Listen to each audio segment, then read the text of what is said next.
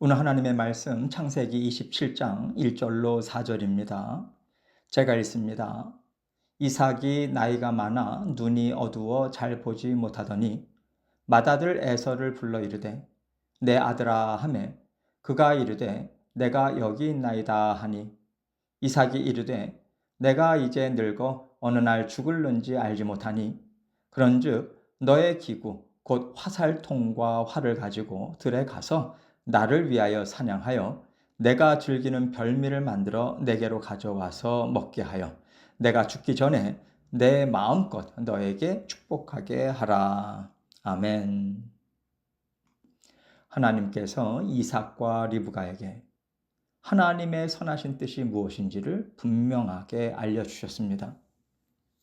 리브가가 에서와 야곱을 임신했을 때요, 두 아기가 태중에서 하도 싸우니까 간절히 하나님 앞에 기도를 올려드렸고, 하나님께서는 아브라함과 이삭에게 주신 언약이 누구를 통해서 이어져 갈 것인지를 분명하게 말씀해 주셨어요.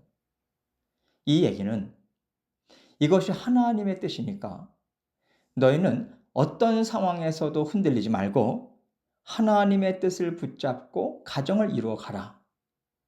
약속을 이어받을 만한 자손으로 자라나도록 너희는 기도하고 양육하고 세우는 데 집중하라. 이 말씀을 주신 것입니다. 그런데 지금 이삭의 가정을 보면요, 이때까지 이 가정이 도대체 무엇을 이루면서 왔나, 이런 생각을 하게 돼요. 하나님께서 분명한 말씀을 주셨는데 그 말씀이 이 가정 어디에도 보이질 않거든요. 오늘 본문을 보면 이삭이 나이가 많다고 하는데 그 학자들이 따져보니까요, 약 137세 정도 되었을 거라고 합니다. 그런데 이 이삭이 아버지 아브라함이 하나님의 말씀을 따라서 이삭을 제물로 바치려고 할 때 순종했던 그 이삭이 맞나? 약속의 말씀 안에서 살도록 하나님께서 훈련하시고 단련하셨던 그 이삭이 맞나? 이런 생각마저 들어요.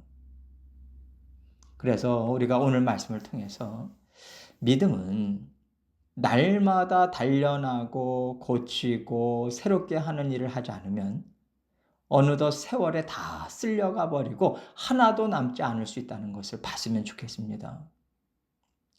지금까지 믿음으로 열심히 살아온 것으로 안심할 일은 분명히 아닌 거죠. 이것을 염두에 두시고 오늘 말씀을 함께 보도록 하겠습니다. 본문 1절로 2절입니다.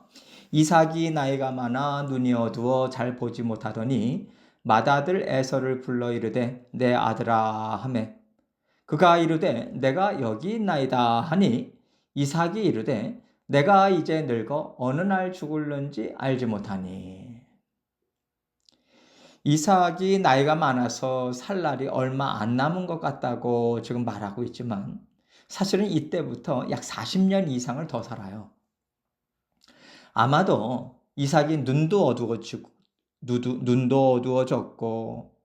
또 그의 이복 형제가 이스마엘 아닙니까? 그 이스마엘이 이 나이 정도에 죽었거든요. 그래서 이렇게 나도 이제 죽을 때가 가까이 오지 않았는가 그렇게 느끼지 않았나 싶습니다. 그런데 문제는 이삭이 맏아들 에서를 내 아들아 라고 불렀다는 데 있어요. 원어상으로 보면 나의 사랑하는 아들아, 이런 의미로 특별한 애정, 특별한 사랑이 담긴 말이거든요. 이게 왜 문제라고 생각이 되냐면 오늘 본문 바로 전에 26장 34절 35절을 보면요, 에서가 40세 때 해쪽 속인 두 여인들을 아내들로 맞이했다고 하는 것과 이 며느리들 때문에요, 이삭도 리브가도 마음에 근심했다고 나오기 때문입니다. 그 당시에 에서의 영적인 상태가 어떠한지, 또 앞으로 에서가 어떤 방향으로 인생을 추구하면서 살아갈 것인지 이미 눈에 보인 거잖아요. 그런데 성경 어디에도 이삭이 아들 에서를 불러놓고 하나님의 말씀으로 가르치고 훈계했다라고 하는 얘기가 전혀 나오지 않습니다. 오히려 지금 이삭이요, 큰 자가 작은 자를 섬길 것을 알려주신 하나님의 말씀을 무시해버려요. 에서에게 하나님의 약속을 계승하려고 하고 있지 않습니까? 이것은 적어도 아브라함의 아들 이삭이 할 일은 아닌 거예요. 하나님께서 믿음을 주셨고 한 가정을 이루게 하셨다면 부모님들은요, 그 가정의 영적인 책임을 맡고 있는 겁니다. 하나님께서 아브라함에게만 언약을 주시고 믿음의 조상이라고 불리게 하신 게 아니에요. 베드로전서 3장을 보면요, 사라를 가리켜서 모든 믿음의 딸들의 어머니다, 이런 의미로 얘기하고 있어요.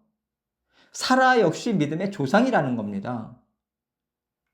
이렇게 하나님께서 아브라함과 사라를 동시에 인정하고 계시다는 것은 두 사람에게 같이 언약을 주셨고 언약을 이루어가는 동역자로 함께 부르셨다는 뜻인 거예요.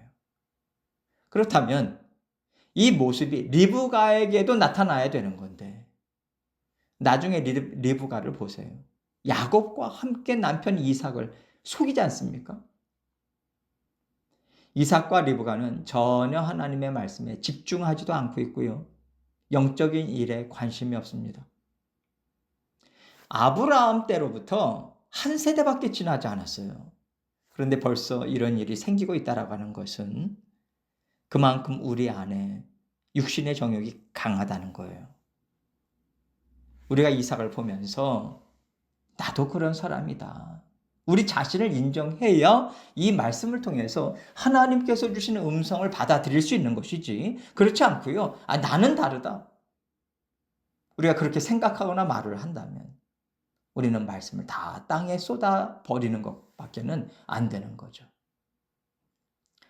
이제 이어지는 내용을 통해서 우리 안에 있는 육신의 정욕이 어떤 일을 하는가, 이것을 볼 수 있어요. 3절로 4절입니다. 그런즉 너의 기구 곧 화살통과 활을 가지고 들에 가서 나를 위하여 사냥하여 내가 즐기는 별미를 만들어 내게로 가져와서 먹게 하여 내가 죽기 전에 내 마음껏 너에게 축복하게 하라. 이삭이 에서를 왜 불렀는가? 그 이유가 나오고 있죠. 지금 이삭이 에서에게 말을 하는 거예요. 내가 죽을 때가 된 것 같은데 죽기 전에 내가 너에게 하나님께서 장자에게 주신 영적인 복을 다 주어야 되지 않겠냐? 그러니 너는 장자의 복을 받을 준비를 하고 들에 나가서 직접 잡은 것으로 최고의 음식을 만들어 와. 너가 만들어주는 음식만 먹으면 내가 얼마나 기운이 나고 얼마나 너가 사랑스러운지 몰라. 그러면 내가 너에게 줄 복이 더 많아지지 않겠냐. 이렇게 얘기를 하고 있는 거예요. 이 얘기가요, 참 기괴하게 들리는 이유는 지금 이삭이 에서에게 해주려는 축복 기도는 하나님께서 아브라함과 그 믿음의 자손들에게 약속하신 복입니다. 단순히 이 땅에서 잘 먹고 잘 살게 하는 복이 아니에요. 그 하나님의 언약에는 물론 땅도 있고 자손도 있지만 아담과 하와에게 주신 온 인류를 위한 구원 역사가 예수 그리스도까지 계속 이어져 가는 겁니다. 이게 끊어지면요, 예수 그리스도를 통해서 이 땅에 열려질 구원의 문이 닫히는 거거든요. 물론 하나님께서 구원 역사는 직접 다스리고 계시기 때문에 절대 실패하는 일은 없습니다. 우리 사람은요, 사람의 믿음이 좋았냐, 안 좋았냐, 저 사람이 실수했냐, 잘했냐, 이렇게 보기가 쉬운데 선택하여 부르시고 구원 역사를 이루어 가시는 것은요, 하나님의 주권이에요. 하나님의 전지전능하심이 개입되어 있는 것이기 때문에 절대로 흐트러지지 않습니다. 다만 하나님께서 그 약속 안에 들어가서 사는 사람들에게 그 약속을 믿고 받아 누리고 전하기에 합당한 사람들로 훈련하시고 단련하시는 하나님의 뜻이 있는 것입니다. 그렇기 때문에 이삭은요, 하나님께서 주신 약속이 다음 세대에게 축복으로 이어지게 하기 위해서 영적으로 깨어 있었어야만 돼요. 그래서 에서에게도 야곱에게도 너는 믿음의 사람이 되어야 된다. 너는 하나님의 약속을 믿는 믿음으로 살아내야 된다. 이것이 있어야 되는데 이것은 하나도 없고 오로지 자기 마음이 즐거워야 에서에게 빌어줄 복이 많아지는 것처럼 이삭은 말하고 있습니다. 이것은요, 하나님께서 주시는 구원의 복을 완전히 세상의 복으로 바꿔버리겠다라고 하는 뜻인 거예요. 그러니 하나님께서 당연히 이 가정의 마음밭을 뒤집어 엎고 새롭게 만드는 일을 하셔야만 하지 않겠습니까? 지금 다 무너져 있거든요.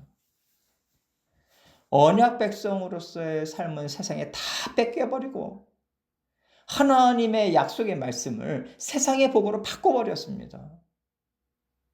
오늘날의 교회의 부흥도 성도에게 주시는 복도 다 세상의 성공으로 바꿔놓듯이 그 당시도요 이미 이 영적 싸움이 치열하게 일어나고 있는 거예요.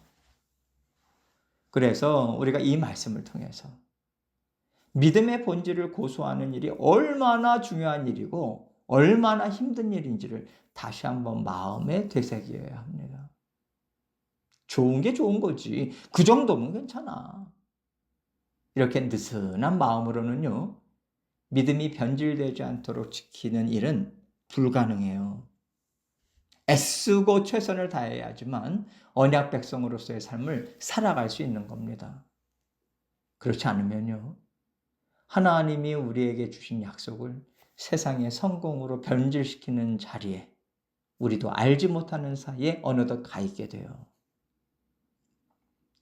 하나님께서 우리를 지속적으로 단련시키시는 이유가 여기에 있는 거 아니겠습니까? 요즘 내 마음에 어떤 생각들이 자꾸만 올라오고 있는지, 어떤 육신의 정욕이 내 마음 안에서 힘을 쓰고 있는지 자세히 우리는 들여다보고자 애를 쓰고요. 지속적으로 그 애를 써야 되는 거예요. 오늘 말씀을 통해서 하나님께서 나와 함께 하고 계시고 나를 지키고 돌보신다. 이 세상에서 먹고 사는 것도 하나님께서 다 공급하신다. 이 기본적인 믿음을 말씀을 통해서 확고하게 다시 한번 세우시고요.